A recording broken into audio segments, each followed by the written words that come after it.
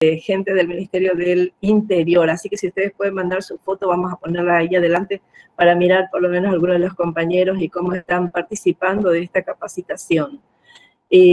¿Podés poner, por favor, ahí está. La clase norma de requisitos mínimos, entonces, MESIP 2015, es un compartir de experiencias de la Auditoría General del Poder Ejecutivo en su trabajo, ¿verdad?, de implementar, y también no solamente de implementar, sino también de evaluar cómo lo están haciendo otras entidades, ¿verdad? Entonces, no hay ley aquí, la única ley que nosotros tenemos es la norma de requisitos mínimos, la normativa vigente. Entonces, así como suelo hablar con algunos compañeros, el fin de la discusión es la ley. O sea, nosotros cuando tenemos alguna cuestión, y sobre todo referida a la norma de requisitos mínimos que nosotros estamos tocando ahora, tenemos que llegar a tocar el fondo, y el fondo es la normativa. Y ante la normativa no hay no hay cuestionamiento, salvo que sea de interpretación, por eso es que tenemos que tener muy clara nuestra normativa. Bien, vamos a seguir. Belén, vamos a cambiar esto.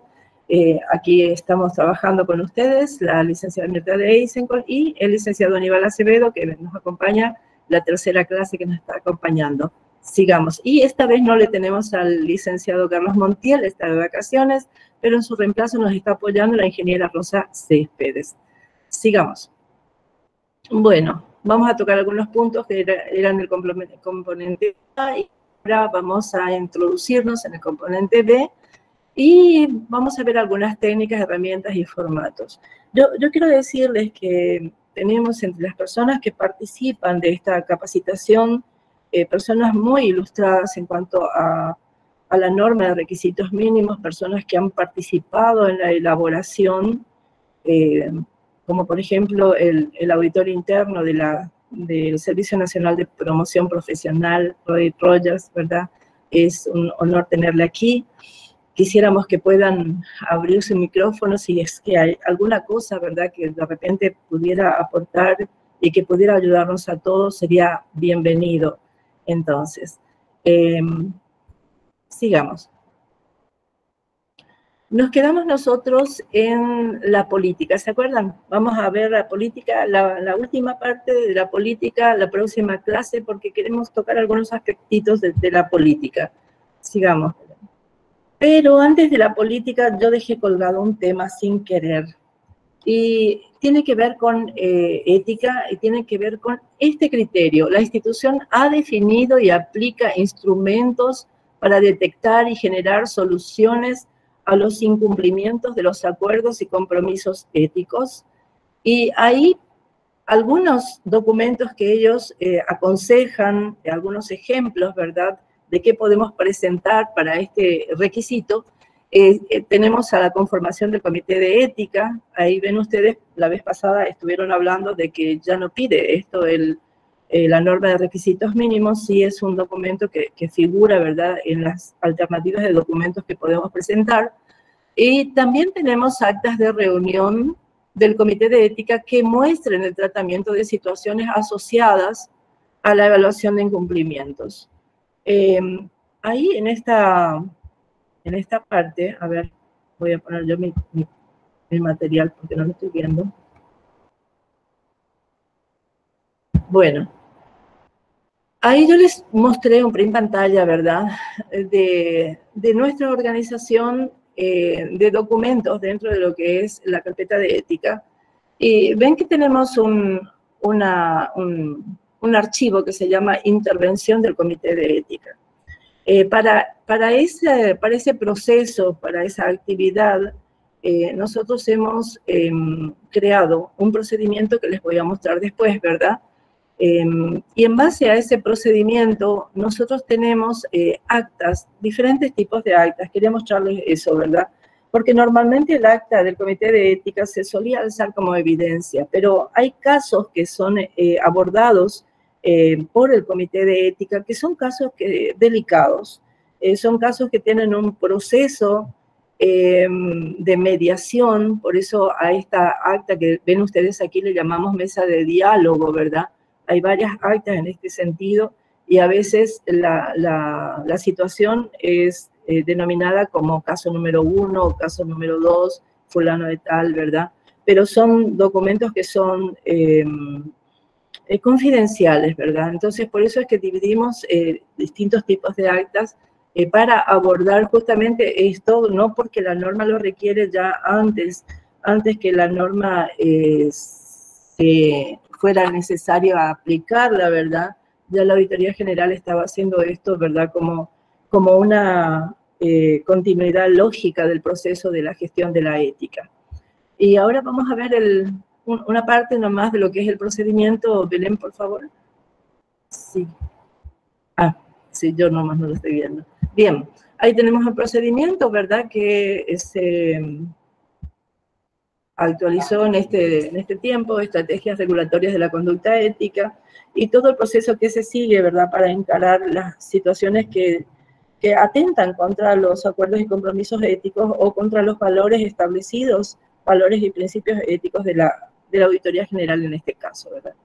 Bueno, esto para darles una idea de cómo encarar el tema de esto, que se requiere algunos instrumentos, ¿verdad?, para ver cómo la entidad aborda el incumplimiento de los acuerdos y compromisos éticos. Bien, vamos a seguir, Belén, con lo siguiente, por favor. Y ahí entramos en la parte de políticas. ¿Qué son las políticas? Tenemos muchas políticas, ¿verdad?, dentro de lo que es nuestros requerimientos para el sistema de control interno. Ya habíamos visto la política de control interno, después nos embarcamos en lo que es la política de talento humano, o sea, no nos embarcamos, sino que vamos a verlo ahora. Después tenemos las políticas operacionales, dichosas políticas operacionales, y otras políticas que están metidas dentro de nuestro Código de Buen Gobierno. Entonces, ¿qué son las políticas? Ahí me gustaría que alguien hable. La vez pasada fue muy interesante la participación de los compañeros. Si alguien puede leer esa parte. Hola, ¿puedo leer yo? Sí, por favor, Marisa, gracias. Las políticas son orientaciones o directrices que rigen la actuación de una persona o entidad en un asunto o cargo determinado. Las políticas definen la manera de cómo se ejecuta la función administrativa en el cumplimiento de los fines constitucionales y misionales de la entidad. Al hacer explícitas las orientaciones de la entidad, las políticas facilitan la construcción de visión compartida cuando son ampliamente difundidas, comprendidas y acatadas por todos los miembros de la organización.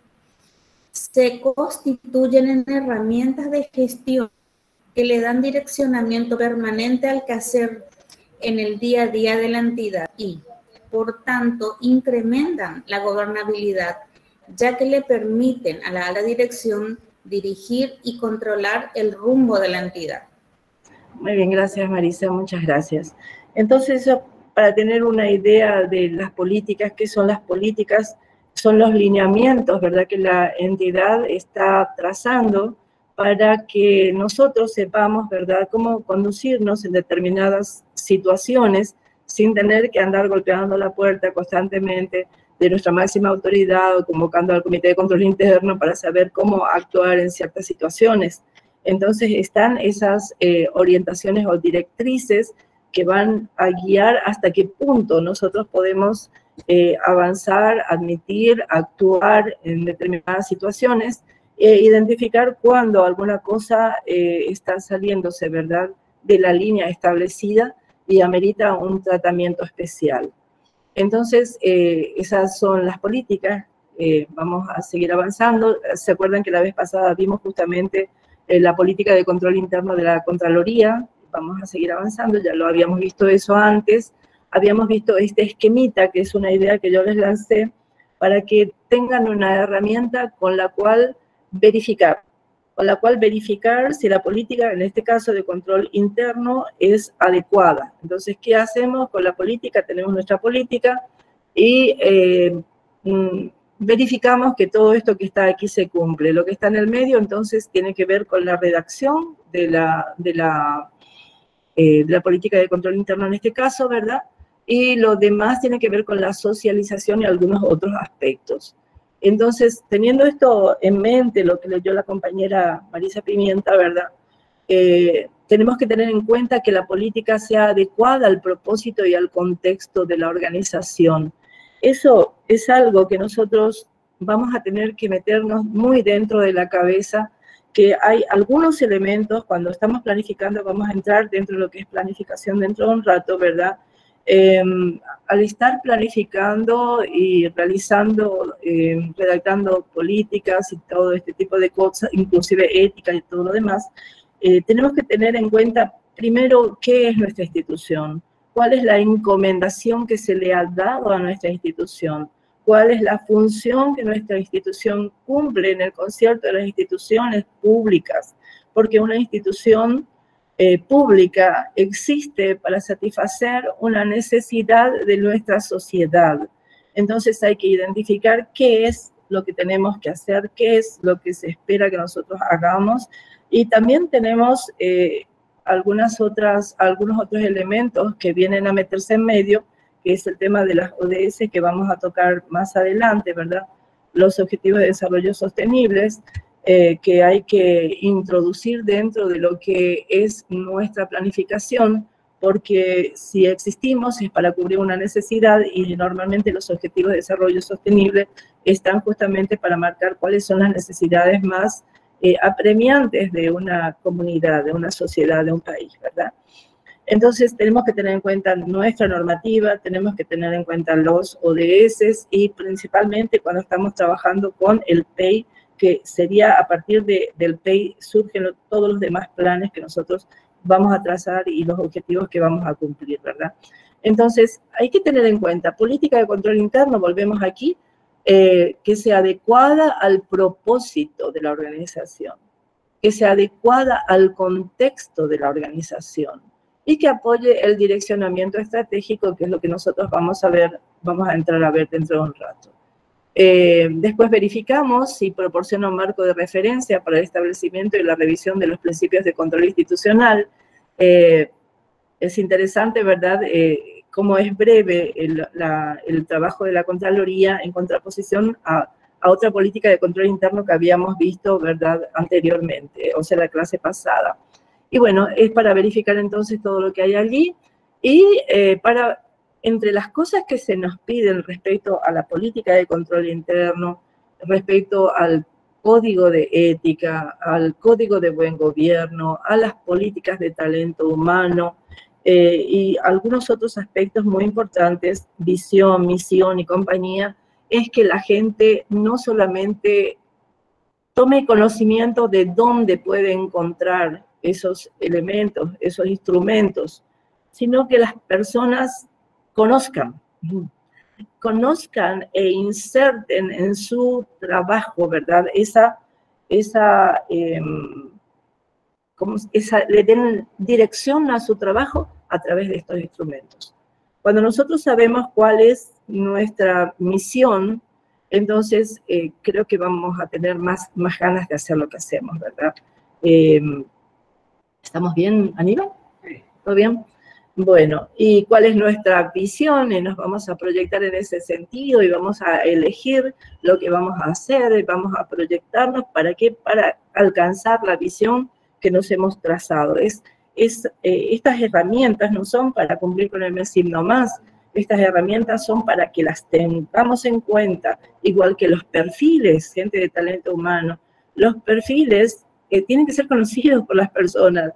Yo puedo ir, Contraloría, Auditoría General del Poder Ejecutivo, a entrevistarme con una persona y preguntarle, ¿cuál es tu trabajo? ¿Qué haces?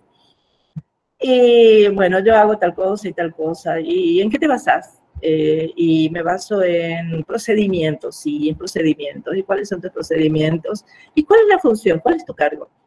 Y mi cargo es tal. ¿Y conoces el perfil de ese cargo? Y muchos no conocen. Muchos no conocen el perfil de su cargo.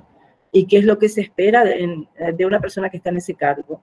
y qué conocimientos y qué capacidades debe tener mínimamente la persona en ese cargo. Entonces, todas estas herramientas que se nos están solicitando a través de nuestro sistema de control interno, son para mejorar nuestro desempeño. Entonces hay que ver la forma de que la gente sepa, de que la gente conozca, de que la gente demuestre que conoce. Ese es el desafío de la gente de MESIP, que demuestre lo que conoce y que se pueda presentar como una evidencia válida. Bueno, ¿cambiamos? ¿Cuántas veces se revisado la política? Las políticas, habíamos hablado cuántas veces en un ejercicio fiscal puede ser revisado una política. Obviamente, sí. Obviamente que no vamos a revisar varias veces, mínimamente. Hay algunos documentos que se revisan semestralmente. Hay documentos que se revisan cada año. Y fíjense ustedes todas las cosas que nosotros debemos revisar. Y hay que ser sensatos en ese tema. Habíamos hablado del análisis crítico. Y dentro del tablero de análisis crítico tenemos que ir cargando, ¿verdad? Todo lo que nosotros necesitamos revisar en algún momento. Y para que nadie nos cuestione nada, de acuerdo al parecer de un colegiado, del Comité de Control Interno, nos sentamos y verificamos y decimos, esto amerita que se revise una vez al año. Esto amerita que se revise 2 veces al año. Esto, yo recomiendo que sea cada año, no cada 2 años, pero sí cada año por lo menos, ¿verdad? Y que se quede en un documento, que se firme, aunque sea en el acta del Comité de Control Interno, que se establezca los tiempos, ¿verdad? Y que quede fijo. Y eso es un documento que nadie puede objetar a la hora de ser evaluados. Bueno, no sé si respondí a la pregunta. Bien, vamos con el siguiente. Estábamos con la política de talento humano. Hay algunos requerimientos, ¿verdad? Se encuentran las políticas de talento humano correctamente formuladas. Ahí deberíamos hacer una lista, un checklist, y cada vez que revisamos, verificamos, ¿verdad? Si esto se está cumpliendo o si ha cambiado algo en el entorno que amerita, ¿verdad? Que se cambie. Esto también podría responder porque la pregunta, por ejemplo, es bastante simple cuando decimos cuántas veces al año podemos revisar una política, pero pueden surgir casos especiales, pueden surgir casos, por ejemplo, un cambio en el organigrama, una modificación importante de algo que amerite que se revise todos los elementos con los cuales se relaciona esa situación. Entonces ahí tendríamos una revisión doble, pero una revisión doble por un caso particular, ¿verdad? Bueno, veíamos entonces la política de talento humano, si están correctamente formuladas, y ahí hay que chequear, ¿verdad?, si contiene estos elementos nuestra política de talento humano. Y también quiero decirles, ¿verdad?, que la primera evaluación que nosotros tuvimos con la norma de requisitos mínimos fue la del año 2019. Entonces, se entiende que todo documento anterior a esa fecha, especialmente cuando tiene inserto algún elemento nuevo, va a ser rechazado o va a ser objetado. O sea, nosotros tenemos que tratar de modificar, de actualizar nuestros documentos que son anteriores al 2019 para no arriesgarnos a que se nos observe. Bien. Entonces, vamos a seguir adelante. Yo traje nuestra política de talento humano para mostrarles simplemente cómo algunas entidades se encaran, ¿verdad? De hecho, que esto es del 2017, y de hecho que recibimos una observación, soy sincera con ustedes, ¿verdad? ¿Por qué? Simplemente porque es del 2017, aunque esté completa todo lo demás, entonces habría simplemente que revisarla y verificar si lo que dice allí, si podés ir atrás otra vez, Belén, por favor, que lo que dice aquí en los requisitos que se necesitan para que nosotros sepamos que está bien formulada, ¿verdad?, están todos metidos dentro de nuestra política de talento humano. Entonces, si es posible, pongan en negrita, si es posible, subrayen, aquí está, lo hemos actualizado, hemos incorporado estos elementos que nos están pidiendo. Bien. ¿Estás chequeando, verdad? ¿Sí? Ok. Bien. Vamos a seguir con el ejemplito. Eso lo saben todos. Vamos a seguir. Vamos a pasar este ejemplo entonces de política de talento humano. Normalmente no tenemos problema con eso, salvo con el tema de que tenemos que incorporar lo nuevo que trae la norma de requisitos mínimos. ¿Otro, Belén? ¿Terminemos con eso? Bueno, ahora antes de entrar a lo que es el componente B, me gustaría hacer una breve pausa aquí en este trabajo práctico, ¿verdad? El portafolio de clases.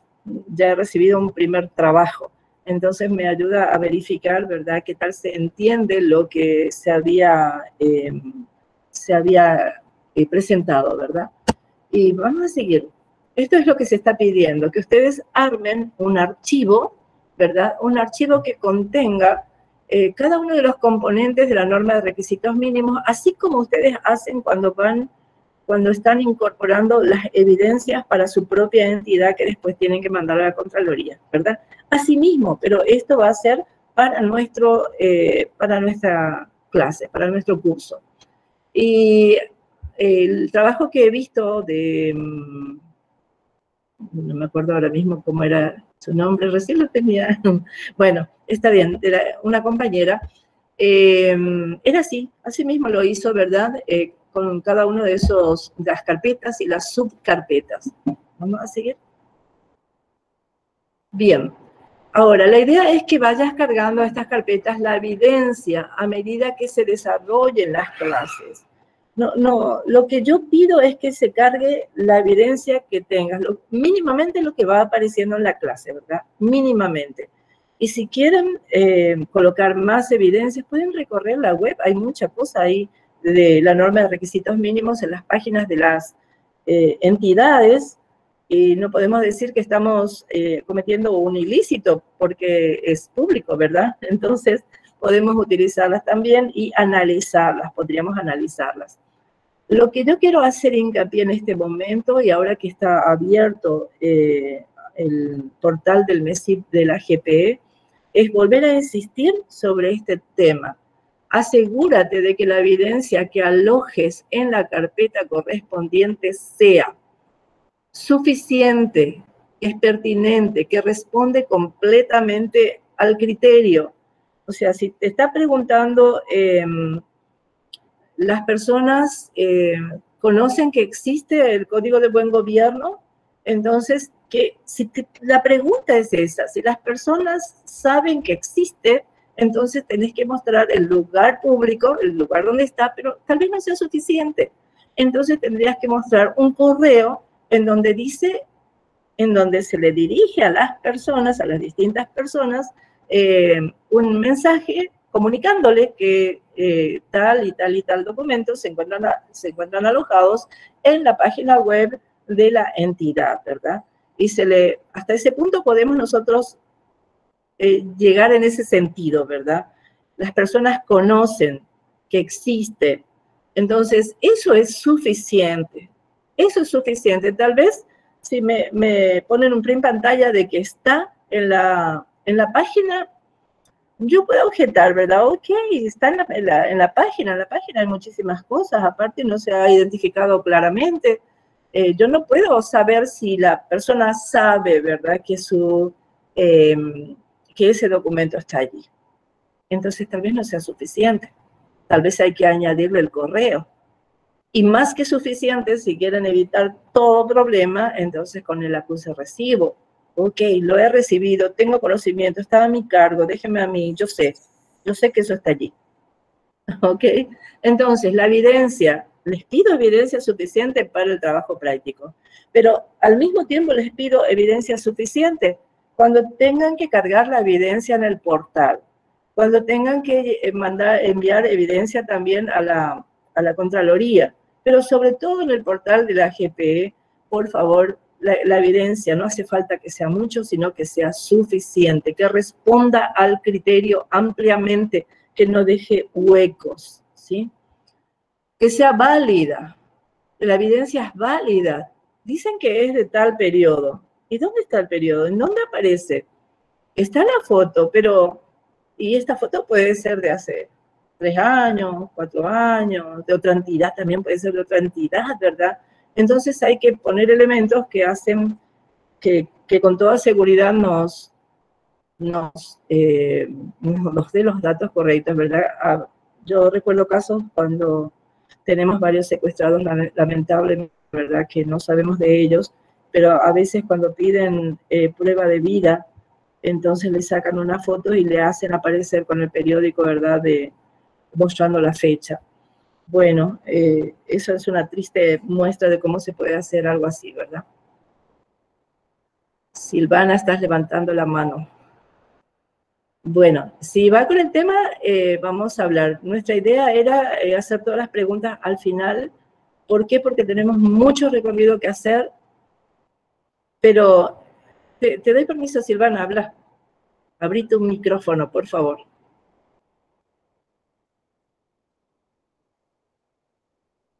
Silvana.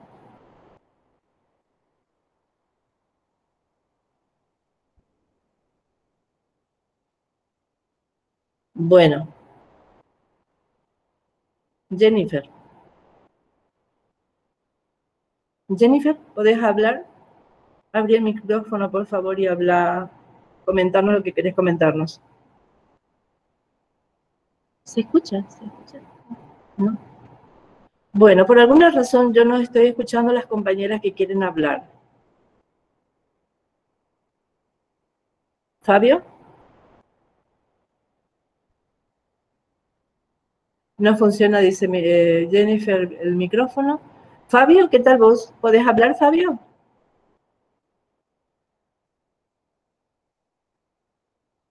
Ah, el portal, que no abre el portal todavía. Probablemente estén trabajando, probablemente se esté trabajando todavía con esto del portal, entonces hay inconveniente con algunas personas, pero pueden comunicarse con la encargada de DGTIC, que en este momento va a cargo de DGTIC, la ingeniera Céspedes. Bueno, vamos a seguir con nuestra presentación, ¿verdad? El correo al que pueden enviar es el de Decate, ¿sí? Decate arroba los trabajos prácticos a decate arroba, pero el trabajo práctico es hasta el final, o sea, es un trabajo que va a ir acumulativamente hasta en la última clase. Entonces tienen tiempo para eso. Bien, que la evidencia sea suficiente, que la evidencia sea válida, tiene membrete, tiene firma, tiene sello del nivel correspondiente, tiene fecha y número de versión o de revisión. Entonces, eso no es que hay que alzar cualquier evidencia, y especialmente quiero insistir con los compañeros de la Auditoría Interna Institucional, ¿verdad?, para que verifiquen estos aspectos a la hora entonces de calificar, de evaluar la evidencia que se está levantando, ¿verdad?, que sea válida. Si hacen pasar una evidencia que no es válida, se cuestiona la capacidad de la auditoría interna institucional. Vamos a entender esto para que nosotros podamos ser celosos de nuestro profesionalismo, por favor, ¿sí? Entonces, evidencia válida, tiene membrete, tiene firma, está completo, en otra parte habla de eso, ¿verdad? Tiene sello del nivel correspondiente, ok. ¿Quién firma? Preguntan a veces, ¿verdad? ¿Firma el jefe? ¿Firma la máxima autoridad? Tiene que haber un documento un documento que normalmente se llama habilitados para firmar. Entonces, en ese documento se va registrando en forma general, ¿verdad?, quiénes firman ciertos documentos, ¿verdad? Entonces, se puede demostrar que esa persona está habilitada para firmar ese documento. Entonces, es importante tener en cuenta estas cosas. Que sea completa, que es íntegra, que no le falta parte. A veces se envían archivos, la primera hoja, la última hoja, ¿verdad?, porque es muy grueso, es muy pesado. Hay un pequeño sistemita en la web que se llama iLabio PDF. ¿Lo conoces, Aníbal? ¿No conoces el sistema? Sí. Bueno, me enseñaron que nosotros podemos usar ese sistema. para reducir, comprimir los PDFs. Y hay un nivel de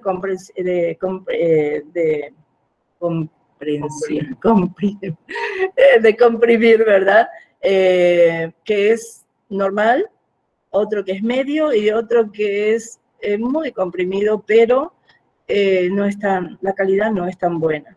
Entonces podemos echar mano de esa herramienta y reducir, ¿verdad?, nuestro documento, si es que si tiene más de lo que debe tener, ¿verdad?, para ser levantado al portal. Pero no es recomendable que se corte el documento, ¿verdad?, porque no podemos visualizarlo en forma completa. También, que sea clara, que sea legible en todas sus partes. Hay veces que nos encontramos con evidencia que no se entiende nada, qué es lo que dice allí, es impresionante. Y si el retorno que tienen desde aquí o desde la auditoría interna es, este documento no sirve, por favor, hay que escanear en una mejor forma, no se entiende nada, el documento tiene que ser cambiado, tiene que ser canjeado por uno que realmente sea claro. Es precisa, no contiene documentos complementarios. Hay mucho que decir con respecto a esto, ¿verdad? Lo que se pide es tal cosa. Hay que darle lo que se pide, no las otras cosas, un mundo de cosas entre los cuales se encuentra lo que pedimos y es difícil de identificar. Que sea identificable, justamente está aquí. Su nombre define su contenido. El nombre que le estamos asignando al documento, por favor, escriban el nombre correcto. Si yo agarro un libro y compro un libro porque me encanta el libro y el libro se trata de cómo cocinar con poco, ¿verdad? Cómo cocinar con poco. Y pagué la plata, ¿verdad? Porque me interesa esto de cómo cocinar con poco. Finalmente, el libro era una publicidad de restaurantes. ¿Se imaginan qué fiasco? Entonces, encontramos otra cosa dentro del libro. El libro dice que es algo, pero dentro hay otra cosa. ¿Cómo creen que nosotros podemos calificar al evaluador si aparece una evidencia que dice que es una cosa y finalmente termina siendo un documento? A veces encuentra cada documento uno. Entonces, el evaluador no levanta en la página, no levanta la evidencia, la levanta la gente que está asignada, que es del MESIP. El auditor interno evalúa la calidad, evalúa todo esto que nosotros estamos viendo, ¿verdad? Que la evidencia sea pertinente. Y después nosotros evaluamos al evaluador que evaluó. Bien, identificable, su nombre define su contenido, no se olviden de poner a qué tiempo corresponde, a qué periodo corresponde ese documento. Puede ser la política de talento humano, pónganle versión 2, año 2020, versión 3, año 2021. Pónganle, va a ser muy útil para ustedes mismos. Que sea oportuna, corresponde al periodo considerado. La carpeta no contiene documentos de periodos anteriores. El ruego de los evaluadores siempre fue, por favor, quiten la evidencia que no corresponde a este periodo. Por favor. Entonces todo va a ser más rápido y ustedes van a tener su evaluación mucho más rápido también, ¿verdad? Esto pedimos para el trabajo práctico, que ustedes vayan insertando entonces la evidencia para los puntos que tienen que ver con ese módulo o con ese principio. Y el pedido adicional era que analicen. Ustedes pueden cargar ahí una evidencia que sea incorrecta, pero ustedes me tienen que decir, se evaluó esto, a mí me parece que esto no está bien, que esto tiene que ser modificado. O a mí me parece que está bien, es mi opinión, que este documento reúne las condiciones que debe reunir y responde al criterio. Eso necesito que diga lo que ustedes están cargando allí. Identifican, también habiliten un Word, entonces relacionen y comenten ese documento. ¿Está bien?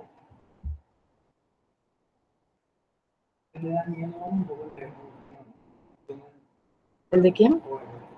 Daniel Gómez.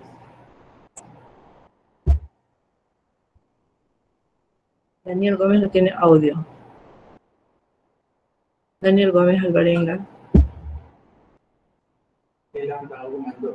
Cuando la evidencia a incluir no se tiene desarrollado en la institución, puede colocar de otra institución como parte del pool. Sí, hablamos de nuestro trabajo práctico. Si es nuestro trabajo práctico, les doy todito el permiso del mundo. Ya les dije, luego pueden recorrer la web, buscar los documentos allí, pueden usar lo que nosotros estamos poniendo, lo que yo misma les estoy mandando. Pueden también poner de su propia institución, ¿verdad? Si es que quieren. No hay ningún problema, Daniel. Bueno, sigamos, Belén, por favor. Y ahora sí vamos a introducirnos en el componente B, control de la planificación. Sigamos. Ahí está el grafiquito, ya vimos todo lo que es ambiente de control, ¿se acuerdan? Tenía 4, entonces, principios o requisitos. Ahora tenemos también en control de la planificación 4 principios o requisitos. El primero, direccionamiento estratégico. El segundo, gestión por procesos. Les mandé un lindo material de gestión de procesos por procesos. Lo encontré, me pareció que iba a ser sumamente útil para ustedes, entonces se los envié. 7, estructura organizacional. Y 8, identificación y evaluación de riesgos. Quiero que se entienda, lamentablemente, el tiempo que nosotros tenemos no da para que nosotros podamos hacer ejercicios, por ejemplo, de cómo encarar los riesgos, de cómo hacer, redactar las políticas, las distintas políticas. Vamos a tocarlos así de paso y dar algunas herramientas para que ustedes puedan tenerlas en cuenta en el momento, entonces, en que se están trabajando con estos aspectos, ¿verdad? Ahora mismo, yo sé que la Contraloría General de la República está con concurso del MESIP. Tenemos compañeros que estuvieron participando aquí y que han recibido entonces la comunicación de que fueron aceptados al curso de la Contraloría. Me da mucho gusto eso, ¿verdad? Me da muchísimo gusto porque entonces estamos forzando a que esto que tanto se necesita pueda ser desarrollado por los órganos que tienen a su cargo, ¿verdad?, la evaluación del sistema de control interno.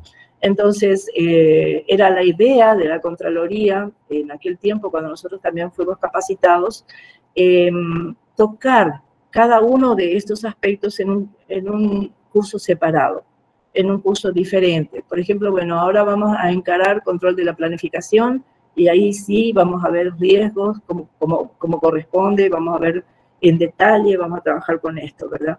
Creo que ellos no pudieron realizar esto porque fue antes de la pandemia y bueno, esa es la idea. Si queremos tocar en detalle, pues nos falta mucho tiempo aplicable para eso. Así que vamos a tocarlo así de paso nomás. Sigamos, Belén. Aquí tenemos entonces el primer punto, que es el 5, dice de direccionamiento estratégico, es lo que vamos a empezar a ver ahora. Y ahí está esta es, vuelvo a repetir, ¿verdad? Esto es un trabajo que se hizo en base a la matriz de evaluación. En este documento que siempre les presento, está todos los requisitos de la norma, y ustedes pueden tener su material, porque yo les había mandado, ¿verdad? Lo tienen en PDF, tal vez lo puedan tener impreso, ¿verdad? Y entonces, hacerle un seguimiento en la norma de esto que nosotros estamos presentando, que lo presentamos de esa manera, por creer que es bien práctico y que nos vamos al grano, ¿verdad? Y allí, a ver, déjenme ubicarme otra vez en donde estamos, porque ahí ya no veo bien.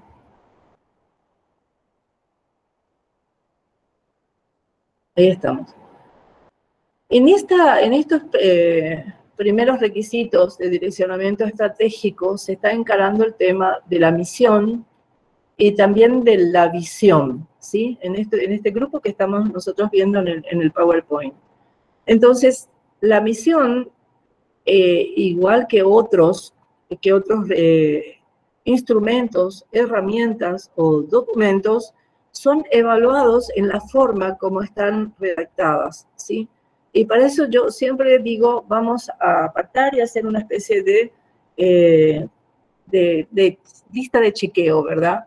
Y ahí nos pregunta si es coherente con la definición de las competencias y funciones asignadas a la institución por la Constitución y las leyes, y otros puntos. Incluye la formulación explícita de los propósitos de la institución, agarremos nuestra misión, verifiquemos que realmente responde a estos criterios, ¿verdad? Expresa la razón de ser de la institución en todas sus dimensiones e involucra al cliente, que es el usuario, el destinatario o el beneficiario de nuestra actividad, ¿verdad?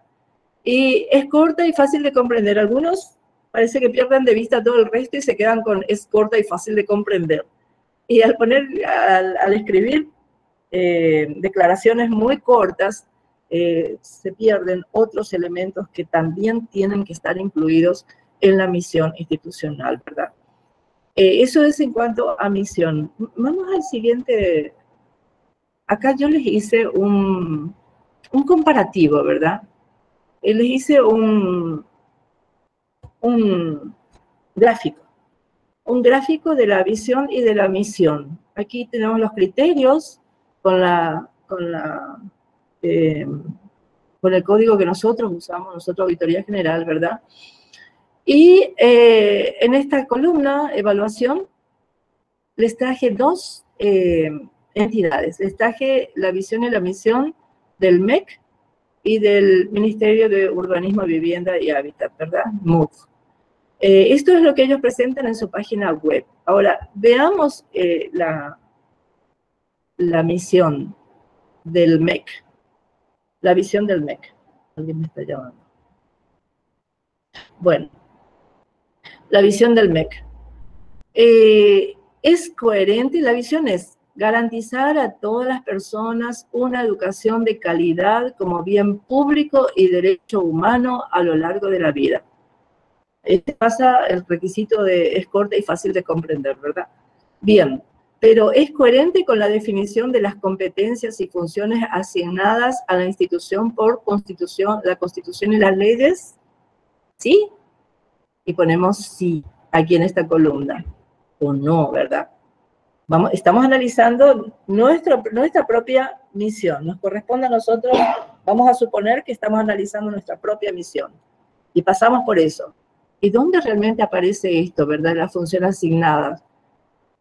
¿Podemos decir que es así? ¿Sí o no? Incluye la formulación explícita de los propósitos de la institución. Garantizar a todas las personas una educación de calidad como bien público y derecho humano a lo largo de la vida. Tercer requisito, tercer condición, expresa la razón de ser de la institución en todas sus dimensiones e involucra al cliente. Sí, yo creo que sí. Destinatario, usuario, beneficiario. Entonces, chequean, ¿verdad? Esa es la misión del MEC. La misión del MUV. Somos la institución rectora de las políticas públicas de vivienda, urbanísticas y del hábitat, gestionando planes, programas y acciones que contribuyan a mejorar la calidad de vida de los habitantes de la República del Paraguay. ¿Qué les parece? Ahí está, para chequear, para que ustedes hagan el ejercicio. Bien, eso es en cuanto a la misión. En cuanto a la visión, ¿qué nos piden para saber que está correctamente formulada? Acá no hay secretos. Ellos dicen, la norma dice, es coherente con la definición de las competencias y funciones asignadas a la institución por la Constitución y las leyes. Y revisamos si es coherente. Provee el marco de referencia de lo que la institución quiere y espera, ¿en dónde? En el futuro. Esto de la visión es a futuro. ¿Qué queremos ser más adelante? ¿Qué buscamos ser? ¿Qué perseguimos? ¿Hacia dónde tiene que dirigirse nuestro PEI? ¿Hacia dónde tenemos que ir? Ok, ese es el siguiente. Y el último, señala el camino que permite a la dirección establecer el rumbo para lograr el desarrollo esperado de la organización. Entonces, la visión es como lo que va delante nuestro, ¿verdad? Nuestra idea de futuro, y hacia allí tienen que convertir nuestros planes y todo lo que nosotros estemos haciendo, ¿verdad? Para obtenerlo. Ahora, ¿qué dice el MEC respecto a la visión? Dice, institución que brinda educación integral de calidad basada en valores éticos y democráticos, que promueve la participación, inclusión e interculturalidad para el desarrollo de las personas y la sociedad. Analicen, vean, corresponde. Pero ¿qué dice el MUD? Ser el ente público de reconocido liderazgo por brindar soluciones habitacionales priorizando a los sectores más vulnerables, promoviendo un territorio ordenado y sostenible en el ámbito urbanístico, habitacional y del hábitat. Tienen dos muestras, ¿verdad?, respecto a este tema. Pueden encarar así también el análisis de su propia visión y misión. Es importante esto, que lo abordemos como corresponde, ¿verdad? Después, volviendo un poquito a la página, a la anterior lámina, por favor, Belén. Estamos con control de planificación, el 26, ¿sí? Estamos allí, porque yo estoy en otra parte. Sí. Bueno, ¿se encuentra la misión correctamente definida? 29, a ver, ¿dónde está la visión acá? Sí, el 29. El 26 que es de la misión, el 29 que es de la visión. Vimos esos dos. Ahora, el 27, la misión está formalmente documentada y aprobada, no tenemos problemas con eso, ¿verdad? Tampoco tenemos problemas con el 30, la visión está formalmente documentada y aprobada por la máxima autoridad, sin problemas. Con el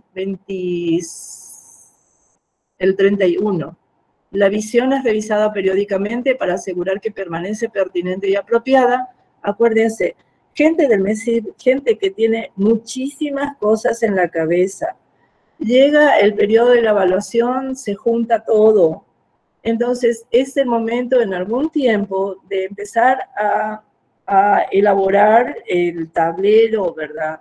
La visión tiene que ser revisada y distribuir en el tiempo. En el mes de enero, casi no lo podemos tocar a enero, vamos a febrero, ¿verdad?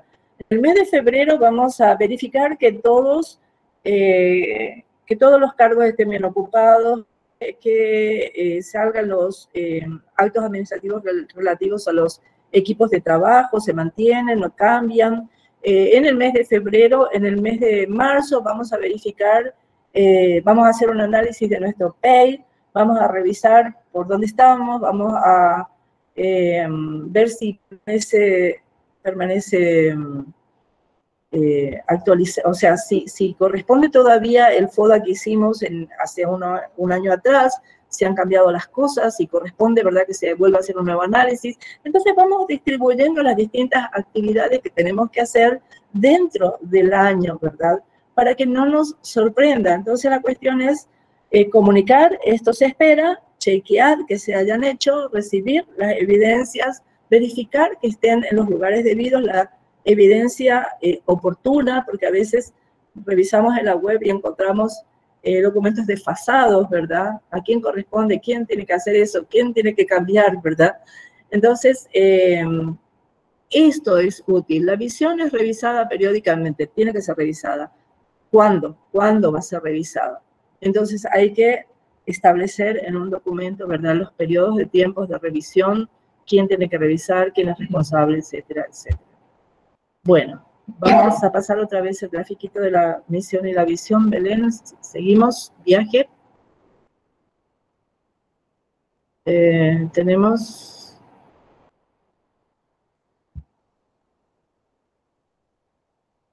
A ver, si me puedo ubicar. Sí. Procedimientos.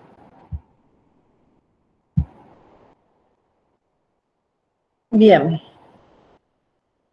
La norma nos pide procedimientos, herramientas que definan cómo se va a encarar distintos tipos de actividades. Vimos anteriormente el comité de ética y si había algún instrumento por medio del cual se pueda identificar los incumplimientos a los acuerdos y compromisos éticos, ¿verdad? Y ahí podría presentarse un procedimiento. Aquí nos está pidiendo también otro procedimiento y que tiene que ver, ¿verdad?, con la planificación estratégica y operativa. Entonces, nosotros tenemos, sí, un procedimiento para el área de planificación estratégica y el procedimiento es igual que los otros. que tiene que estar documentado, aprobado, ¿verdad? Y en los casos mejores, buscando la excelencia dentro de nuestro trabajo, podemos tener formularios o modelos estándar para la construcción de los planes. Ya habíamos visto nosotros, o sea, yo les había comentado que normalmente el trabajo de planificación estratégica, algunas entidades transfieren esa, yo creo que es un privilegio, ¿verdad?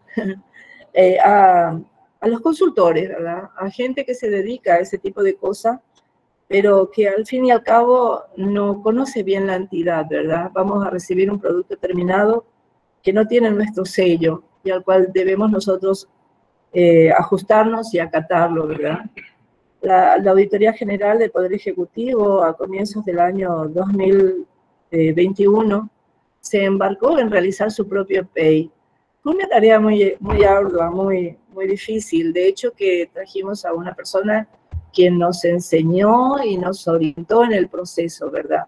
Pero les cuento sinceramente que a ese momento estábamos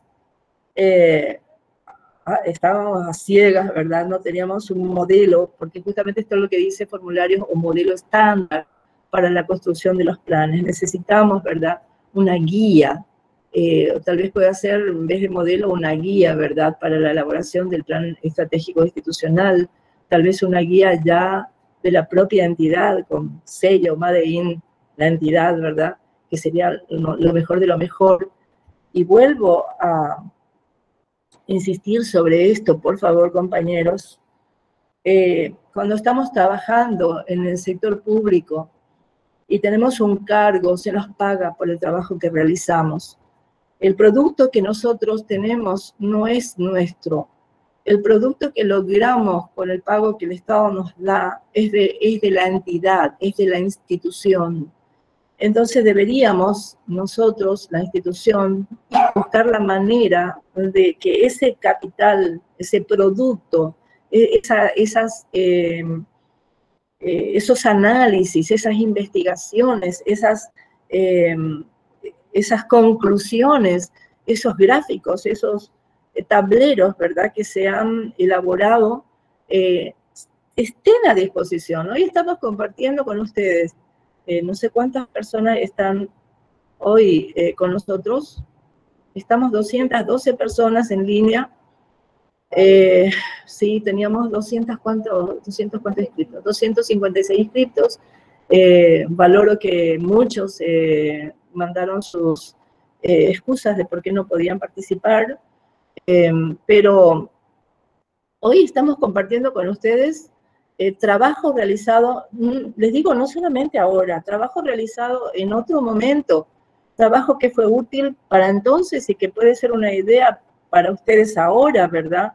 Pero que están disponibles, están a mano, porque hubo una forma de archivar, porque hubo una plataforma en la cual se archivó, porque no se perdió, porque nadie se lo llevó a su casa, porque nadie abraza los materiales y dice, esto es mi autoría, yo no comparto con nadie. Estamos trabajando para el Estado, y el Estado, sería bueno que le pongamos la cara al Estado, y la cara son nuestra gente, la cara son nuestros ciudadanos, la cara son la gente que está en las calles vendiendo, para ellos nos debemos. Entonces, no seamos egoístas, yo les animo, ¿verdad? No seamos egoístas, compartamos, dejemos nuestro trabajo a disposición para que se utilice, ¿sí? Entonces, formularios o modelos estándar para la construcción de los planes. Es necesario visualizar para tener una idea para que podamos elaborar, ¿verdad? Y aquí tenemos definición también de responsabilidades, quién firma, ¿verdad? Normalmente eso va dentro del procedimiento o, como yo les decía a ustedes, yo me muero de ganas, les digo, de elaborar, y estoy en ese proceso, solamente que es muy lento, de elaborar el manual del sistema de control interno. Porque en ese manual del sistema de control interno yo voy a introducir todas estas cosas que me piden aquí, vamos a establecer los niveles de responsabilidad, vamos a establecer quiénes son los encargados de firmar, vamos a establecer el tiempo de vigencia, y de los documentos y las excepciones a ese tiempo de vigencia, porque pueden haber, y vamos a establecer todo lo que tengamos que establecer, y firma la máxima autoridad, y es la versión número 1 de ese documento, y va a estar allí. ¿Quieres saber algo? Allí está. Pero le falta, bueno, entonces vamos a actualizar. Nadie se muere porque le falta algo, se mejora, es mejora continua, nuestro lema, mejora continua, ¿sí? Bueno, sigamos. ¿Existe un plan estratégico institucional? No hay problema con el plan estratégico, todos sabemos. El PEI satisface los criterios básicos para su adecuada formulación. Entonces, eso nosotros tenemos que verificar que nuestro PEI contenga, y si nuestro PEI no contiene, acuérdense, nuestro PEI debe ser verificado, debe ser analizado. Nosotros tenemos un PEI del 2019 al 2023, pero acuérdense que hemos vivido años terribles, años que no tienen un precedente dentro de lo que nosotros conocíamos anteriormente, ¿verdad? Y por lo tanto nuestro PEI tiene que haber sufrido algún tipo de modificación. Entonces es bueno que tal vez este fin de año o comienzos del otro año se sienten los niveles correspondientes y analicen esto, ¿verdad? El FODA, ¿verdad? Un análisis nuevo del FODA, los objetivos institucionales, hay que verificar que sean coherentes con la visión y la misión, y ahí, sí, si querés pasar, Belén, a la siguiente lámina, te voy a agradecer. La siguiente es, a ver, sí. Aquí tenemos con respecto a los objetivos institucionales, que no es porque a mí me guste o al grupo le guste, vamos a hacer esto o vamos a hacer lo otro, ¿sí? No, nosotros tenemos que empezar a poner sobre los distintos elementos, ¿verdad?, que van a darle coherencia a nuestros objetivos. La normativa, ya lo habíamos visto con la visión, la misión, ¿verdad?, la normativa. Para redactar la misión y la visión, vemos, ¿verdad?, qué es la encomendación para nuestra institución de parte de la ley. Y vemos los ODS, y si no querés pasar una lámina, por favor, Belén. Vemos los objetivos de desarrollo sostenible, ¿verdad?, que son unos cuantos. Trabaja con este tema la Secretaría Técnica de Planificación, pero no dejen de considerar eso a la hora de planificar o verificar el PEI, ¿sí? Déjenlo por sentado, escriban en su acta, ¿verdad? Se examinó a la luz de la normativa, se verificó que la misión sea correcta, que la visión sea correcta, que se ajusten a los ODS correspondientes a la entidad, y ahí sale el objetivo institucional. Pero estos elementos tienen que ser considerados a la hora entonces de redactar, de encarar el PEI, ¿verdad? Entonces, vamos al punto, ¿dónde estamos? Al 3, se adecua al cumplimiento de los propósitos constitucionales y legales de la institución en consonancia con las necesidades de la sociedad a la que atiende. Y acá, en este tema, es importante, ¿verdad?, que pensemos con la cabeza bien en el piso, o sea, bien a tierra, ¿verdad? Porque hay muchas necesidades. Nuestra sociedad está viviendo, nuestro país está viviendo tiempo difícil, ¿verdad? Entonces tenemos que nosotros ponernos en el lugar del público a quien estamos dirigidos, ¿verdad? ¿Qué es lo que en este momento se está necesitando? ¿Hacia dónde nosotros tenemos que apuntar? Porque puede ser que a nosotros no la estemos pasando mal, pero nuestro país sí. Y no, entonces tenemos que proyectarnos cuáles son las perspectivas, ¿verdad?, futuras. Entonces, cuando estamos elaborando el PEI, veamos eso, veamos si nuestros niños pueden ir a clases, si pueden llevar todos los materiales que se les pide, si pueden hacer educación física. Hablamos de la gente de Ministerio de Educación y Cultura, ¿verdad? Son distintas entidades, pueden analizarlo de distintas maneras, ¿verdad? Pero veamos la necesidad de la sociedad a la cual está dirigida nuestra entidad. El 4, establece los cursos o líneas de acción necesarios para el logro de la misión, visión, objetivos institucionales para un periodo de tiempo determinado. ¿Cómo vamos a alcanzar esos objetivos? Define los recursos necesarios para el logro de los fines trazados. Necesitamos esto para conseguir eso. Y quiero decirles con mucho pesar que parece que ciertos niveles del Estado no captan esta situación, ¿verdad? ¿Qué es necesario hacer? Y los recursos que son necesarios, dotar a la entidad de esos recursos para alcanzar los objetivos que se nos proponen.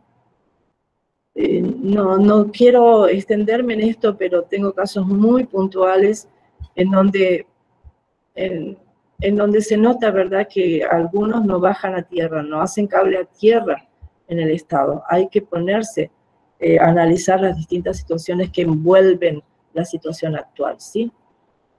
34.6 incluye la definición de instrumentos de seguimiento. Que no sea nuestro PEI un documento simplemente para cumplir con la norma, para cumplir con lo que pide la Secretaría Técnica de Planificación. Ya está nuestro PEI. Tenemos PEI. Ya está. No, el PEI hay que cumplirlo. Nos hemos propuesto alcanzar esto, alcanzar lo otro. ¿Quién lo va a hacer? La línea va por allá. ¿Qué necesitamos? Ok, incluyamos eso dentro de nuestro presupuesto, lo que nosotros estamos proyectando, ¿verdad? Administración tiene que tener en cuenta que existe un PEI, hay que ver cuáles son los objetivos y qué se necesitan. Ahora, ¿quién hace el chequeo? Hay que verificar que eso se alcance. Entonces, en el mismo PEI se definen los instrumentos de seguimiento y medición del grado de avance de los planes y de los logros que se han alcanzado. No es un documento decorativo, es un documento que nos ayuda a alcanzar un mejor nivel, ¿sí?, en el desempeño de nuestra entidad. Sin plan no es posible ascender, mejorar, ¿sí? Y al plan hay que cumplirlo. Bueno, vamos a seguir con la diapositiva 28. No sé cómo estamos. A ver, algunos compañeros.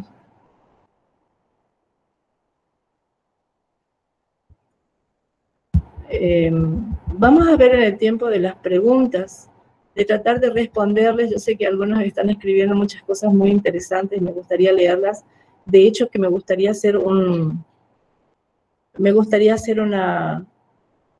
consolidado de todas estas cosas y poder dejarles como un documento al final del curso, ¿verdad? Para que ustedes mismos puedan estar mirándolos. Así que si quieren lanzar alguna idea para los otros compañeros también, bienvenido sea, ¿sí? Bueno, siguiente diapositiva, por favor, Belén. Estamos en las 10:09, a las 10:30 creo que tenemos el corte, ¿verdad? Bien. Un ratito, me voy al mío.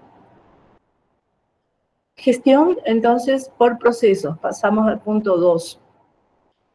Se ha desarrollado un mapa de procesos que permita el despliegue de los procesos con un enfoque estratégico. Creo que eso, no tenemos problemas con los procesos, ¿verdad? Ha sido una buena guía el MESIP 2008 con respecto a los procesos. Tenemos entonces nuestros macroprocesos, que son las actividades de la entidad. Están las actividades misionales dentro de los grandes macroprocesos, y después las que son de apoyo y las que son estratégicas, bien identificadas, ¿verdad? Tenemos el modelo de gestión por procesos, está formalmente documentado y aprobado por la máxima autoridad, no hay problemas con eso. Se cuenta con una adecuada caracterización de los procesos identificados. Y ahí tenemos una cuestión a la cual tenemos que prestarle mucha atención, ¿verdad? Porque nosotros conocemos el mapa de procesos, los formatos del MESIP, ¿verdad?, que corresponden a la exposición de los macroprocesos, subprocesos y los procesos de la entidad. Pero acá dice que se requiere para la caracterización de los procesos, documentos como fichas de procesos aprobados, definiendo los objetivos de cada proceso. Hablamos de una ficha de proceso aprobada que requiere objetivos de cada proceso y su coherencia y armonía con la visión, con la misión y objetivos institucionales. Los elementos de entrada requeridos, insumos y sus proveedores. Los elementos de salida esperados, sus clientes o beneficiarios. Los reportes e información generados y sus destinatarios. La interacción con otros procesos. Los criterios, las mediciones y los indicadores del desempeño necesarios para asegurar la operación eficaz y el control de estos procesos. Los recursos necesarios para su ejecución.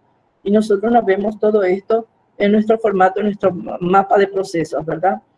Y allí yo tengo, a ver, si podemos pasar, Belén, a la 31, a la lámina 31, si la tenés identificada. ¿Tenés ahí? ¿No? Bueno, pasa hasta encontrar la planilla de detección de necesidades, de actualización. Bueno, miremos si es eso. Sí, ok, perfecto. Bueno, este es un trabajo que yo había hecho anteriormente, ¿verdad?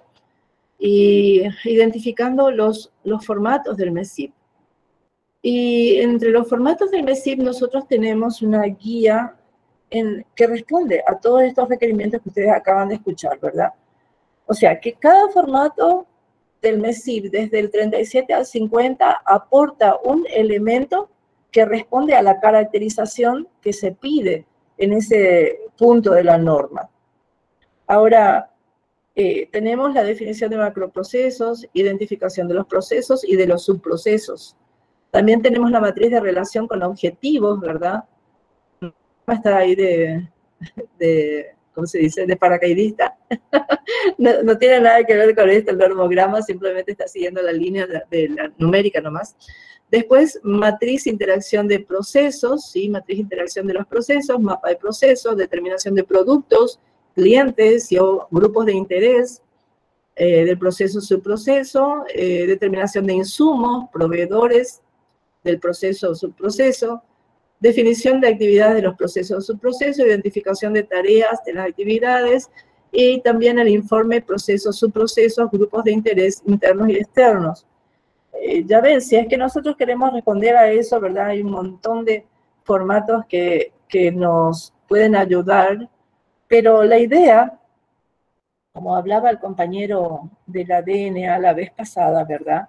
La norma nos dice el qué es lo que quiere, qué es lo que la entidad debe. Acuérdense, cada vez que miren el librito de la norma, aparece un debe, eso es algo auditable. El debe de la norma es algo auditable, es lo que van a preguntarnos. ¿La entidad hizo esto? ¿Cumplió con esto?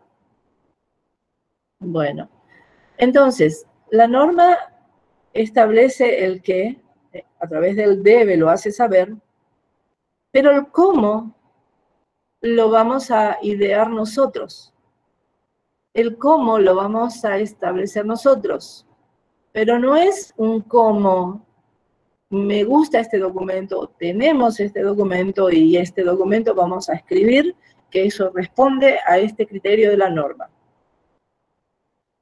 Acuérdense, la norma pide tal cosa y nosotros no le podemos pedir, cuando nos está pidiendo una torta, no le podemos dar un pan, porque a mí me gusta este pan, porque es lo que tengo mucho acá. Si a mí me pide torta, torta tengo que darle. No sé si se entiende. Ahora, a la torta yo la puedo hacer de 2 pisos, a la torta la puedo rellenar con esto de una forma u otra, le puedo poner un sabor, lo que sea, pero es torta, ¿sí? Entonces, si la norma me pide que yo tenga una misión de acuerdo con esto, esto y esto, pues tengo que darle una misión que tiene eso, eso y eso. Y puede tener algo más también, aunque tiene que ser breve, ¿verdad? Pero no es lo que a mí me parece que eso está bien, yo creo que está bien, y eso es lo que voy a presentar, porque yo defino el cómo voy a cumplir con la norma. No es tan así, ¿sí? No es tan así. Pero en este caso, cuando nos habla de la caracterización, ¿verdad? Yo sé que uno de los de las objeciones más grandes que le hacían al MESIP 2008 es la cantidad de formatos que tenían y que la gente se dedicaba a hacer formatos. Recuerdo en una auditoría cuando la gente quería saber qué es lo que íbamos a hacer porque tenían todo un ejército de jóvenes que podían inventar los documentos que nosotros les pedíamos, ¿verdad? En la noche, inclusive. Por supuesto que no les dábamos el anticipo, ¿verdad? Pero algunos piensan así, pensaban con el MESI 2008 que si tenían todos los formatos ya podían sacar una buena nota. Bueno, la cuestión es que para los formatos que pide el MESIB no tenemos tiempo para eso, ¿verdad? Pero podemos idear, ya que nosotros podemos presentar el cómo, ¿verdad? Podemos idear un documento en donde se vaya insertando estos datos que el MESIB trae con cada formato. Con cada formato el MESIB va añadiendo un nuevo elemento, ¿verdad? Y es útil para la enseñanza, pero cuando ya uno maneja, entonces debería simplificar más. Entonces la idea que yo les tiro es tratar de elaborar un formato, un documento, un formato nuevo, Made in vuestra entidad, ¿verdad? En que vayan incorporándose estos datos que van figurando en cada uno de estos formatos de MESIP que cubre ese requerimiento de la norma relacionado a la caracterización de los procesos. La caracterización de los procesos. Ok, Aníbal, estoy cansada de hablar. ¿Qué decís? 10 y 17 son, 10 y 17. Nos falta 13 minutos todavía para el corte, ¿no? Bueno, vamos a tratar de avanzar todo lo que podamos. Belén. ¿Qué tenemos aquí? Manual de cargos y funciones. ¿Podés ir unos dos láminas arriba? Volver atrás, 2 láminas más o menos. ¿Otra? Ahí. Bueno, esto que tienen aquí en la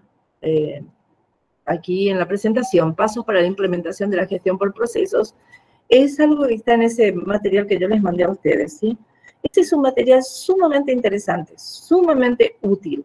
Si ustedes lo ven, se van a dar cuenta porque son instructivos, justamente son instructivos de la gente que elaboró el MESIP 2008, ¿verdad?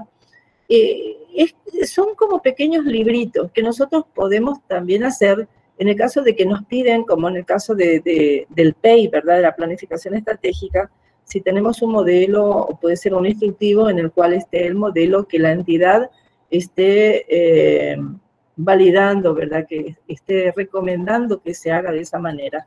Bueno, esto es algo parecido a eso. Es un instructivo y tiene que ver entonces con la gestión por procesos y cómo se lleva adelante ese aspecto de nuestra organización, ¿verdad?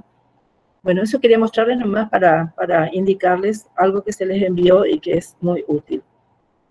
Sigamos. Más. Manual de cargos y funciones. Bueno, acá tenemos documentos que son netamente del área de talento humano, ¿verdad? Todo lo que tiene que ver con perfiles ahora está canalizado a través de la Secretaría de la Función Pública, así que tenemos nuevos formatos. La cuestión con esto es que se interrelacione. Todo esto es una concatenación, ¿verdad? Por ejemplo, el 37 dice, se ha desarrollado un mapa de procesos que permita el despliegue de los procesos con un enfoque estratégico, misional y de apoyo. Entonces, parece que estoy en otra parte, ¿verdad? No, no es ese. Perdón. Aníbal parece que va a tener que cortar ya. Tenemos 20, podemos cortar ahora.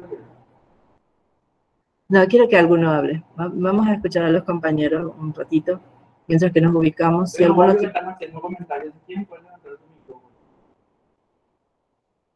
O pueden abrir el micrófono, ¿verdad? El micrófono. La mano. Sí, están. Sí, estoy viendo que están haciendo varios comentarios dentro del chat. Si quieren, algunos pueden abrir el micrófono. Para escuchar otra voz diferente Entonces, a la mía, compañera. para hacer un poco ahí un...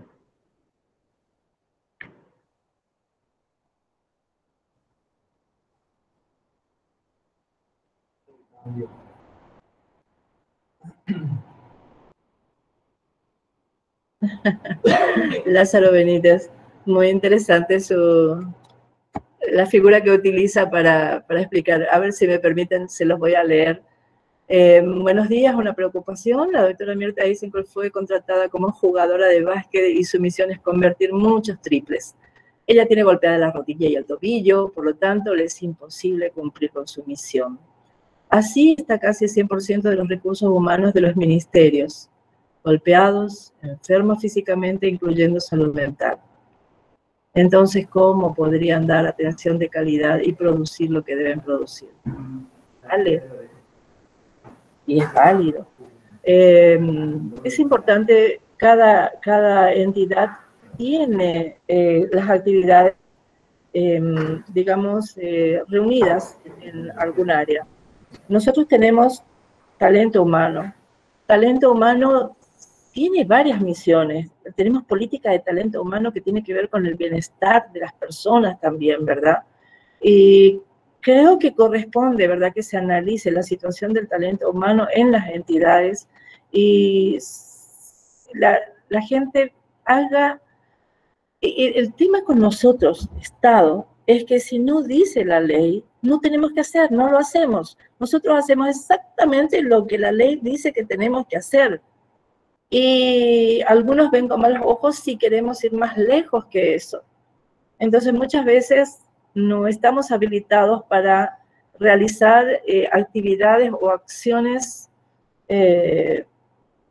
inéditas, digamos así, ¿verdad?, creativas para ayudar. Yo estoy completamente de acuerdo con el compañero. Salud mental, sí, por supuesto. Les digo, ejercicios físicos. Hubo una entidad que les dio 10 minutos de ejercicios físicos. ¿Qué pasó? Que la prensa empezó a rasgarse las vestiduras de por qué hacían ejercicios físicos los compañeros. Y la verdad es que nosotros queremos subir y nos tiran para abajo, ¿verdad? Pero hay que ver cómo congeniar todas estas cosas. Es válido, Lázaro, es válido. ¿Estaba Fabio queriendo hablar? Sí, licenciada, respecto a lo que estaba diciendo el compañero Lázaro. No sé si me escuchan. Sí, sí, perfecto. Dale, Fabio. Sí, en la evaluación, en las evaluaciones, o sea, en la evaluación que nos hicieron a nosotros, la Contraloría nos indicó que teníamos que hacer nosotros una evaluación del cumplimiento de las políticas de recursos humanos. Sí, me acuerdo que dijiste eso la clase pasada. Eso no dicen en las normas de requisitos mínimos, pero ellos nos indicaron que tenemos que hacer eso. Mira, Fabio, estuve pensando yo en eso que habías dicho la vez pasada. En la evaluación del sistema de control interno existe un nivel, ¿verdad?, de la excelencia, ¿verdad?, en que todo está implementado y todo está funcionando perfectamente. En el nivel de la eficacia, en donde probablemente te puedan estar pidiendo eso. Una vez que la entidad ha alcanzado una cierta madurez, ¿verdad?, y puede calificar para 3, para arriba, 4, gestionado, todo este tema, ¿verdad? Entonces, probablemente en ese nivel esté pidiendo ese tipo de evidencia, de si se usa, de si se aplica, de cómo se aplica. Es muy probable que, aunque no está en la norma, tiene que ver con la eficacia, tiene que ver con que se usa realmente. Y probablemente ese es el tema. Sí, y justamente nosotros ya preparamos un cuestionario respecto a eso, para trabajar en eso. Hay que abrir el paraguas, compañeros. Aquí, ante la experiencia de Mina, ¿verdad?, podemos nosotros abrir el paraguas y preparar también algo que responda a lo que ellos están pidiendo. Pero yo entiendo que tiene que ver con la verificación de la eficacia, ¿verdad? Porque una cosa es que vos estudies conducción, todo, tengas todo, plena, todo lo que pagaste, recibiste tu título, todo lo que quieras, pero sigue siendo un papel. Ahora demostrame que eso anda, que eso funciona. Maneja. ¿Verdad? Así mismo, licenciada. Muchas gracias. Bueno. Estamos con 5 minutos. ¿Alguna otra cuestión? ¿De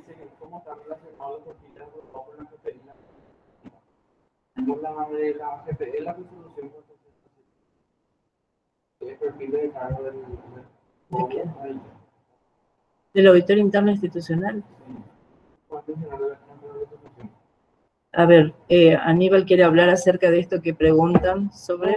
Mejor que vos dominás ese tema, Aníbal, así que le dejo al maestro con el tema. Respondió justamente Jesús Medina, el manual de cargos y funciones. Nosotros tenemos la resolución 407/2017, que es de la GPE, y luego tienen la función pública, que es la 78. Ahora, yo creo que tiene que haber una especie de trabajo conjunto con la Secretaría de la Función Pública respecto al auditor interno institucional, porque la normativa, la ley, ha encomendado a la Auditoría General del Poder Ejecutivo, ¿verdad?, establecer el perfil del auditor interno institucional. Así que eso marcha. Tal vez nosotros deberíamos, como área técnica, la DGPE, debería ser, ¿verdad, Aníbal?, remitir a la Secretaría de la Función Pública esta resolución, recordarle, ¿verdad?, que existe esta normativa que nos da a nosotros, ¿verdad?, la potestad de hacerlo, y que ellos se adecuen, porque si están pidiendo otro tipo de perfil, entonces creo que están sobrepasando, ¿verdad?, o sea, no están conociendo esta parte, y nosotros tenemos que tocar esa puerta y decirles, compañeros, vamos a trabajar juntos, ¿verdad? Bueno. ¿Alguien quiere leerme los criterios 42, 43, 44 y 45? Por favor.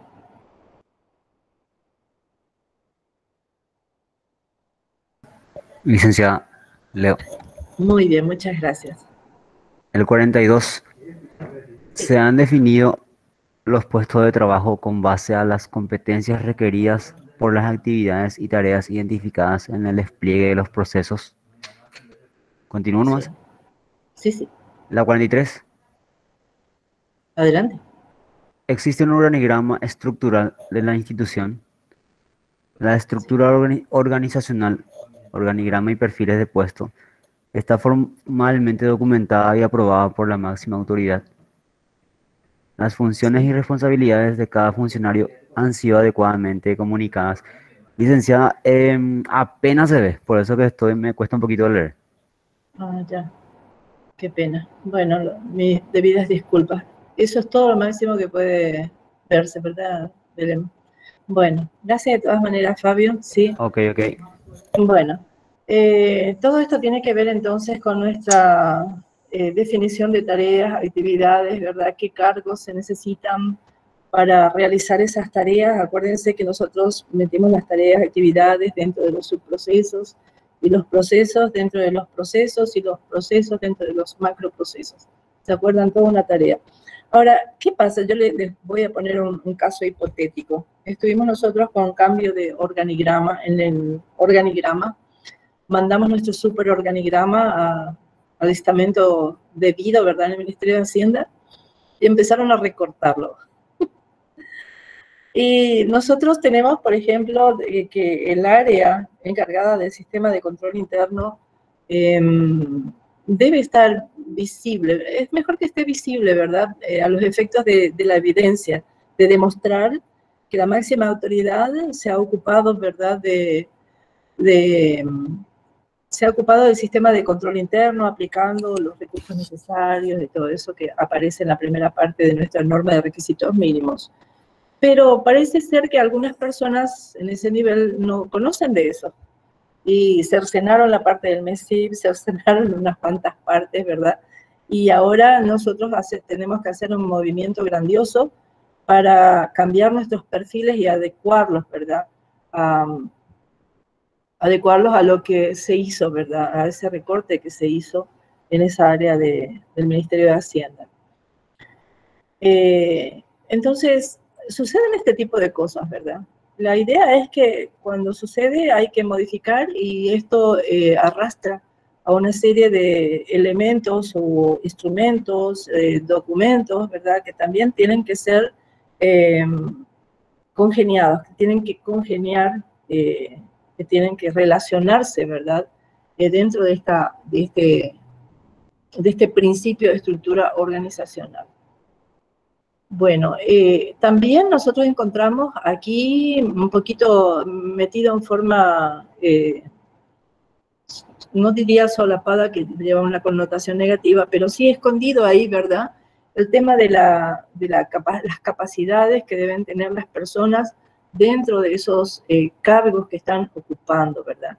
Entonces, estos trabajos que se hacen para el sistema de control interno no son trabajos aislados, no son trabajos que una sola persona haga y responda, sino que son redes de actividades, ¿verdad? Que para hacer algo hay que tener en cuenta este otro y este otro y este otro. Entonces, nuestro sistema de control interno favorece el trabajo en equipo. De ahí la pertinencia de formar el equipo técnico MESIP, ¿verdad? Con gente de distintas áreas para ayudar al resto, ¿verdad? Para facilitar el trabajo y para que sea más especializado, ¿verdad? Bueno, esto con respecto a esta parte no hay mucho que ver aquí. Creo que todo se entiende, creo que todo se maneja bien. Tenemos acá en el 42 como ejemplos, ¿verdad? El manual de cargos y funciones y los perfiles de puestos, no hay problemas con eso. En el 43 tenemos como ejemplo el organigrama funcional documentado, tampoco hay problema. En el 44 tenemos una serie de documentos, documento conteniendo el organigrama con la firma de la máxima autoridad, documento conteniendo los perfiles de cargo, también con la firma de la máxima autoridad, resolución que aprueba la estructura organizacional, no hay drama con todas estas cosas. El 45, las funciones y responsabilidades de cada funcionario ha sido adecuadamente comunicada. Yo creo que eso nosotros lo hablamos ya, ¿verdad? Pero amerita que se vuelva a mencionar. Funciones y responsabilidades de cada funcionario. Y tal vez para nosotros eso no sea un problema, tal vez nuestras instituciones lo están manejando bien, pero estuvimos nosotros en gobernaciones, visitando gobernaciones, ¿verdad? Haciendo la verificación de la eficacia, ¿verdad?, del sistema de control interno. Y encontramos muchas sorpresas en este sentido. Gente que no sabía lo que tenía que hacer, gente que no tenía una línea de actividades a la cual que debía hacer, o sea, no tenía procedimientos, ni siquiera tenía un escrito de las actividades que tenían que hacer, ¿verdad? Entonces, es importante que el área correspondiente se ocupe de que los funcionarios sepan qué es su función, qué es su responsabilidad, y que dentro de estas funciones y responsabilidades establecidas formalmente figuren las que realmente tienen que figurar.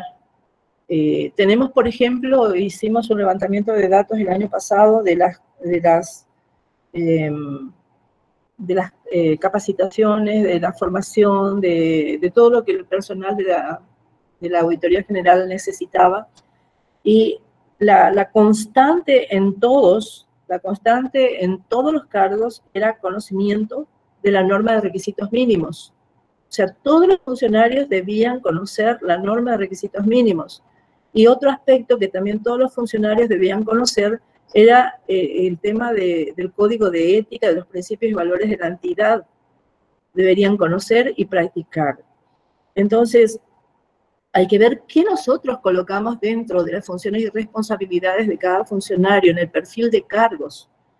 Y hablaba la vez pasada acerca de lo difícil que es trabajar en ética porque no hay sanción. Y el estamento, el área, la unidad encargada, ¿verdad?, del manejo del talento humano, es de TH, ¿verdad? Es la Dirección de Talento Humano. Y allí nosotros tenemos no solamente lo que son los perfiles y todo esto, sino que está el reglamento interno, ¿verdad? Y tenemos multas, hay hay distintos tipos de medidas metidas dentro ahí del reglamento interno, que también debe congeniarse, ¿verdad?, con la ley 1626 y debe estar autorizado por la Secretaría de la Función Pública, ¿verdad? Pero es allí en donde se tiene que establecer en la normativa, en el reglamento, ¿verdad?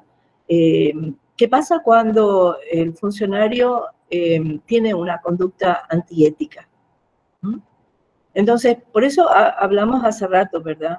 En la normativa, ahí en la regla de juego, ahí es donde nosotros tenemos que ir, porque si ahí no nos define, no podemos hacerlo.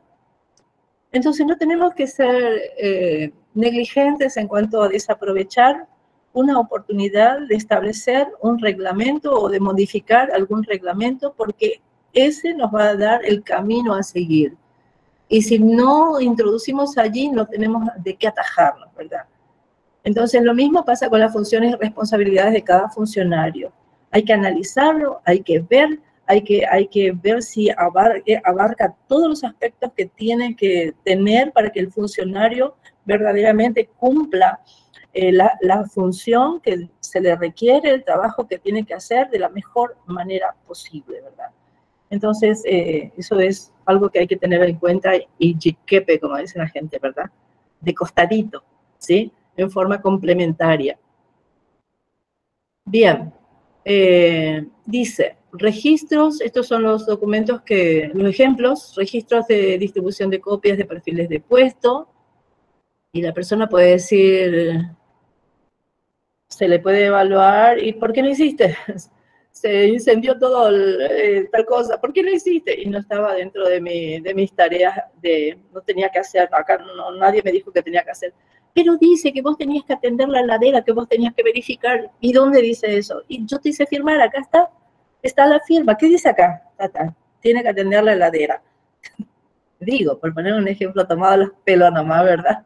Entonces, tenemos que nosotros hacerle notar, hacerle saber, hacerle conocer cuáles son las funciones que tiene cada persona. Cuando hay también, no solamente cuando ingresa la persona, sino también cuando hay resolución nueva, ¿verdad?, de asignación de funciones. Entonces hay que automáticamente pasar, ¿verdad?, a cada cargo designado, personas nuevas en el cargo, la lista de funciones, el perfil que tiene ese puesto, ¿verdad? Y hacerle firmar. No se cansen de hacer firmar cuando están entregando algo. Firma y fecha. Firma, fecha, aclaración de firma. Registro de distribución de copias del organigrama, incluyendo cartelería, disponibilidad en la web, institucional, etcétera. Otro registro de asistencia a talleres, capacitaciones o entrevistas personales que incluyan discusión acerca de los deberes y responsabilidades de cada funcionario. Registro, que sean válidos, que sean en evidencia válida, pongan la fecha, ¿sí? Resultado de entrevistas con funcionarios de distintos niveles que demuestren su conocimiento y comprensión. Lo puede hacer entonces el encargado del MESIP, pero también se puede hacer, así como hablábamos la vez pasada, a través del auditor interno institucional en las auditorías al sistema de control interno. También están las auditorías externas, ¿verdad? Y hay gente, me estaba diciendo don Clemote la vez pasada, ellos están con más de 15 años, ¿verdad?, con el tema de calidad, certificados con la norma ISO 9001-2015, creo que es, ¿verdad? Entonces, evidencia que se recojan allí puede ser válida perfectamente para esto, ¿verdad? Bueno. Identificación y evaluación de riesgos. Este es el último tópico que nosotros tenemos en planificación.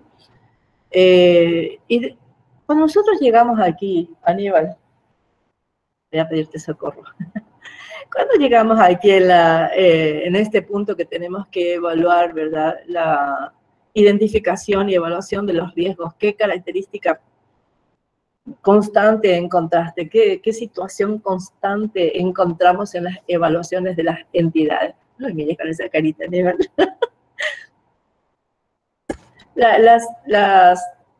Los procesos de identificación y evaluación de riesgos que normalmente se levantan como evidencia, ¿cuáles son?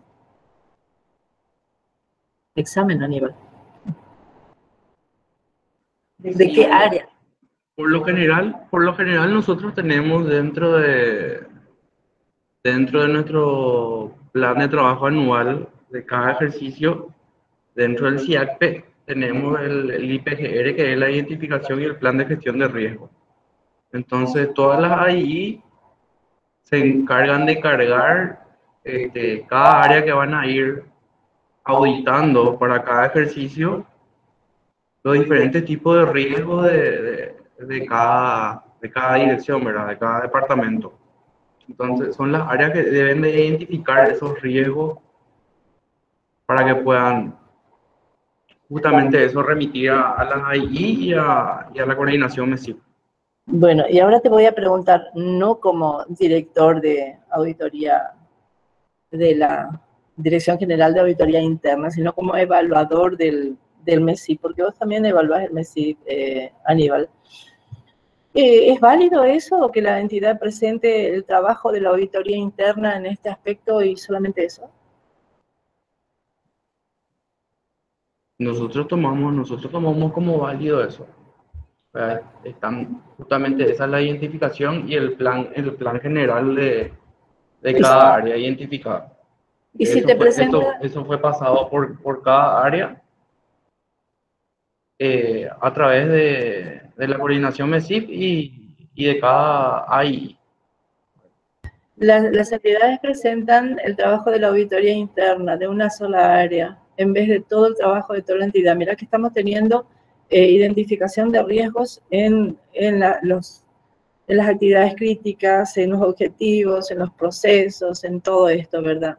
El tema es que nosotros nos encontramos que las entidades presentan el trabajo de la auditoría interna institucional y normalmente haciendo, ¿verdad?, un prorrateo, digamos así, establecíamos un cierto porcentaje que le valía un cierto porcentaje, cuando en realidad se estaban colgando del trabajo que hacía y que sigue haciendo la auditoría interna institucional, mientras que el tema es que toda la institución, uno de los enfoques que nosotros estamos teniendo es de riesgo, y nosotros tenemos que identificar los riesgos y hablamos de todo, desde los objetivos, ¿verdad? Desde el FODA, los riesgos externos, riesgos internos que se derivan, ¿verdad?, del análisis FODA para el PEI, y distintos tipos de actividades sobre las cuales estamos aplicando estos procedimientos, ¿verdad? Para justamente...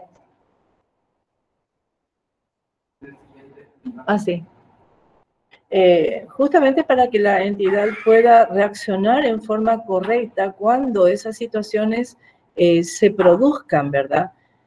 Pero no es válido que nosotros estemos dependiendo de la auditoría interna, primeramente porque la auditoría interna es un órgano de ciertas características, no puede hacer el trabajo que le corresponde hacer a administración. Administración tiene que hacer su propio análisis de riesgo.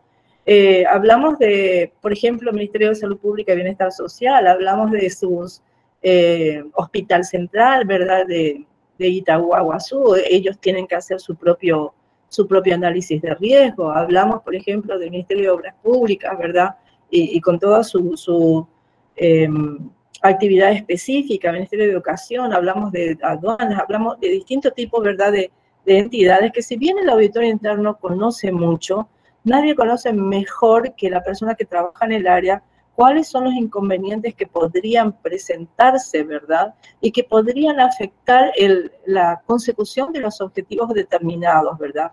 Entonces, nosotros tenemos que encarar este tema del riesgo, la entidad debe encarar este tema del riesgo de una forma seria, en forma completa, general, aunque sea procesual, así como hablábamos anteriormente, ¿verdad? De repente esta área lo va a hacer primero, después le sigue la otra, porque no vamos a poder estar en todas, seguramente que el implementador del MESI va a tener que acompañar ese trabajo con las distintas áreas, ¿verdad? Pero cada área tiene que encargarse de sus propios riesgos. Y no es solamente identificar, evaluar y darle una prioridad, un nivel de importancia, ¿verdad?, a esas situaciones y hay que encarar las situaciones de riesgos que pueden hacer, por ejemplo, que no podamos cumplir con nuestra misión. Un riesgo, por ejemplo, que nosotros tenemos ahora mismo, ¿verdad? En nuestra capacitación. Nosotros tenemos 2 personas asignadas a la dirección de tecnología. Una de ellas no está en este momento y tenemos a la compañera, a la ingeniera Céspedes, ¿verdad?, apoyándonos. Pero, ¿qué pasa si la ingeniera Céspedes tiene un problema en el camino? Algo serio que le impida estar aquí. Y eso se me cruzó por la cabeza hoy. ¿Cuál es el riesgo? ¿Cuál sería la medida? ¿Cuál sería la alternativa? Vamos a tener que decirle a 220 personas, lo siento mucho, no podemos dar esta clase porque nos falta personal. ¿Se dan cuenta? Hay objetivos, ¿verdad?, que pueden caer ante unas situaciones y cómo nosotros, ¿cuál es el plan B para esa situación? ¿Cuál es la medida que nosotros vamos a tomar para evitar que esa situación se produzca? Podemos ahora tomar una medida. En mi caso, el que les dije recién, ok, tenemos una sola persona. ¿Y por qué no pedimos ayuda a otro compañero que está en otra entidad o, bueno, alguien que conoce de este tema? El plan B, hagámoslo, para que no nos pase nada, para no encontrar ningún imprevisto, para que no suceda nada indeseado. Y tomamos medidas, ¿verdad? Entonces evitamos, no pasó nada, no era necesario, pero si pasaba, iba a ser necesario. Entonces, es la medida que vos estás tomando para evitar que esa situación se produzca. Pero hay medidas que se toman, que eso es inevitable, pero que pueden minimizar el efecto de la situación, ¿verdad? Entonces, esto lo deben hacer todas las áreas. Esto deben trabajar con el riesgo las personas que están en la parte operativa, desde las personas que están en la ANDE, que están en la calle, que están en sus respectivas unidades, ¿verdad?, viajando todo el tiempo. Ellos deben saber cuál es el riesgo de su trabajo. El riesgo es accidente, el riesgo es distintos tipos de cosas percances que puede pasar en ruta, ¿verdad? Y deben manejarlo. ¿Y qué es la política? Ahí hablamos de la política, que la política abre, pero la medida es puntual, ¿verdad? Entonces, ante esta situación, bueno, trajiste tal elemento, sí, está tal elemento, pero nunca lo necesitamos, sí, pero eso eso vamos a usar por si acaso sucede alguna situación de esta. Entonces, el operativo, la persona que está en el campo, trabaja con el riesgo, sabe que existe el riesgo y sabe qué medida tomar ante esa situación. Todo eso forma parte de la gestión del riesgo. Pero cuando nosotros como entidad, bueno, pero sí riesgo, nos piden riesgo, pedir, ¿verdad? Lo documental, solamente para exportación. Ok, sí, tenemos riesgo. ¿Quién lo hace? Auditoría interna. Ok, pongamos eso. Vamos a poner eso. Todo un tema, ¿verdad? Bien. No, pero no lo cambies, vamos a tratar de leer esto porque está muy chiquito y los compañeros tampoco ven bien. Vamos a tratar de agrandar la próxima. Bien, se han establecido procedimientos para la continua identificación y evaluación de riesgos y para la determinación de las medidas de control necesarias. Fíjense, se han establecido uno o varios procedimientos. Habíamos hablado de procedimientos extras. Normalmente relacionamos los procedimientos con los procesos, los subprocesos, pero hay otros que se insertan allí que son, que cruzan, ¿verdad? Son transversales a la entidad, ¿verdad? Esto de riesgo es transversal, ¿verdad? Entonces, aparecen estos procedimientos que parece que no son de nadie, pero tienen que existir. Entonces, se han establecido procedimientos, habla de procedimientos, igual que hablaba de ética, instrumentos para detectar, igual que hablaba de planificación estratégica, si se estableció un procedimiento para encarar la planificación estratégica de la entidad, ¿sí? Entonces, esto está en la misma línea. Procedimientos documentados y aprobados, guías técnicas de implementación. Hablamos entonces de lo que hablábamos antes, instructivos, o lo que la entidad puede hacer para guiar a los compañeros para que puedan hacer este trabajo específico, ¿verdad? Este trabajo que se hace complementariamente, porque no es la función específica, pero tiene que ver con la función para que se pueda hacer. Y justamente hay personas que dicen, no me pongas palos en la rueda, no me pongas palos en la rueda, porque si vos me pedís que te haga riesgo, si vos me pedís, estás impidiendo que yo haga mi tarea.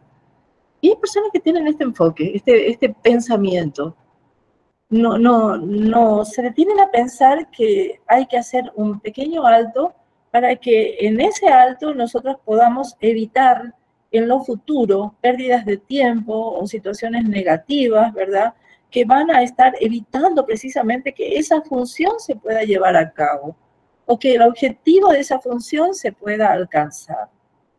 El hacer procedimientos, algunos lo encuentran fastidioso, es detenerse un rato. Procedimiento no es a ver cómo es, no es una obra de arte. El procedimiento es una lista de actividades que hay que realizar y es la más ajustada a la realidad que pueda tenerse. Describí simplemente lo que estás haciendo, los documentos que necesitas para eso, el producto que va a salir de allí, quiénes son los que van a hacerlo. Es simplemente eso.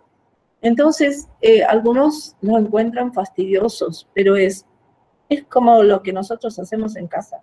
Nos detenemos a limpiar la casa, arreglamos todo, ponemos en orden para continuar la marcha y sabemos dónde está y sabemos que está bien, que está limpio, que se puede usar. Entonces eso ahorra tiempo, es perder el tiempo para ganarlo después, con creces, de la mejor manera. Entonces, estas son actividades extras que se deben hacer. Guías técnicas de implementación son herramientas para la correcta formulación, entonces la correcta identificación y evaluación de los riesgos, formularios o modelos para la construcción de matrices de riesgo. Nosotros tenemos esto muy bien encarado a través del MESIP también, definición de criterios y de responsabilidades también, al igual que en el otro principio que habíamos visto anteriormente, ¿verdad? Aquí, en este punto, a ver, si alguien me quiere ayudar con la lectura, le voy a agradecer. No es porque no pueda leer más, sino porque me aburro. ¿Puedo leer, profe? Sí, por favor. Yolanda. Voy a leer desde el impreso porque ahí realmente está un poco difícil. Ah, qué bien, qué bien. Gracias, Yolanda. Sí. Se han establecido uno o varios procedimientos para la continua identificación y evaluación de riesgo y para la determinación de las medidas de control necesarias. ¿Se ha considerado el contexto organizacional al momento de la IER? ¿Se ha desplegado la IER a nivel estratégico? ¿Se ha desplegado la IER a nivel operativo? ¿La metodología y criterios establecidos para la IER es correcta? No sé si es hasta ahí o sigo leyendo. Vamos a leer, Yolanda, el 46, 47, 48 y 49 que ya leíste, ¿verdad? Pero podemos leer después falta el que corresponde al 47, el ejemplo del 47, el ejemplo para el 42. Del 47, sí, un ratito. Tengo que comparar con el impreso. Identificación de situaciones riesgosas internas y externas FODA. Sí. ¿Sería ese ejemplo? Sí, ese es el 47. ¿Para el 48? Sí. Matrices de riesgos sobre objetivos y planes estratégicos. Matrices de riesgos sobre debilidades y amenazas FODA. Resultados de auditoría de campo, identificación de riesgos reales y verificación de su tratamiento. Sí.